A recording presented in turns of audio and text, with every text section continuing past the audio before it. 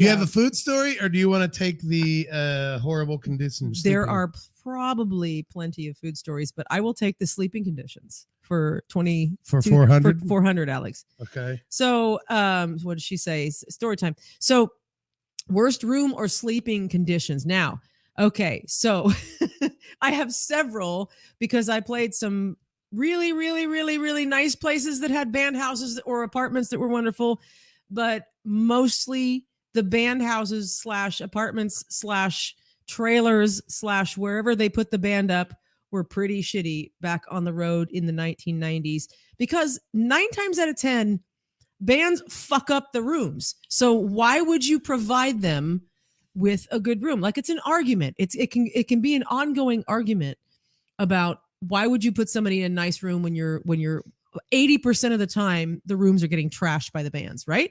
Okay. So in that respect, I understand why you would put us up in some shitty rooms. But I have 2 different stories. And one is just... You only get one. I only get one? The worst. When someone says the worst, that means there's one thing, even though I just told 2 food stories. I know. I told an American food story and an overseas food story. That's what makes them different. Go ahead with your 2. Okay. Well, the first one is the first time that our band went to Gallup, New Mexico, and we played at a place called the Shalimar. And it was actually a cool club. Now, mind you, this was mid to late 90s, 97-ish. And it was a really cool club that had a huge seating area, a huge dance floor, 2 big giant bars. And for the 1990s, with country music the way it was, everybody was dancing and everything like this. And just a side note is that on breaks, they played nothing but hip hop, which was weird, but it worked. It was strange. So we took a 15-minute break, nothing but hip hop. We come back and we play our country music. And that's what people wanted. However, we go to the band room. The band rooms, they gave us 3 rooms, only 3 rooms for a 5-piece band, mind you. They had an entire hotel. This place was a U-shaped hotel that wrapped around the bar. The bar sat in the parking lot in the middle. And this hotel, it looked like there were maybe 100 rooms. Okay, so our first time there, they gave us 3 rooms. We walk into our room.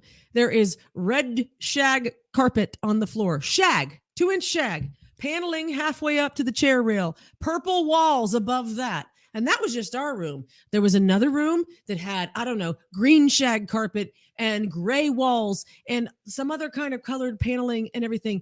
And then the third room was just as shitty. And there was broken glass windows in the bathroom. So when you took a shower, it was freezing cold. We were like, okay, you have this entire hotel with these 3 shitty rooms. Why can't we have 5 rooms for a 5-piece band? Why not, right? Well, it's because the hotel was abandoned. It was a busted down hotel, not even working anymore. They just kept these 3 shitty rooms from 1972 for the bands. It wasn't even open for business. It wasn't open for business, but the bar and the bar owner owned this hotel. So they kept these 3 shitty rooms available for bands, glass broken in all 3 bathroom windows. There was a train that went by every single night. And therefore we were woke up by this train, it felt like it was about 10 feet away, but it was probably 100 yards. So worst sleeping conditions ever were that right there. It was just gross. I think the sheets were clean most of the time. No, of course they weren't. No. But whatever. Those sheets hadn't been washed in months. It was horrible. The bar was cool. The bar was cool. You're sticking to the one, or you got another one? I think that's good. I think that's good for my one story. That's the one. One time we played a show where the promoter put us up in people's personal homes, but we had to. I shit you not. This is how the Christian world works. So 2 band members went to one family's home, 2 band members went to another family's home, and then another band member and our sound guy went to another home. The home that me and the guitar player went to had a hairless dog, had some kind of skin problem. It was actually kind of a big, kind of quote unquote regular dog, meaning it was like a a black lab. It wasn't like any kind of a species that was a hairless dog. It was a dog that was supposed to have hair.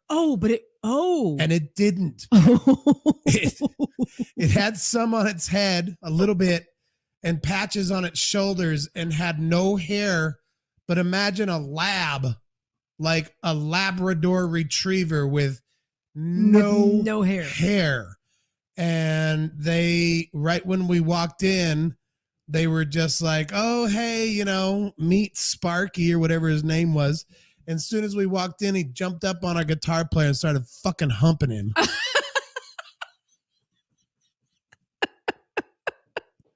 And trying to diffuse the situation and not make it uncomfortable for the family, our guitar player just put his hands up in the air and goes, hey, Sparky, you want to dance?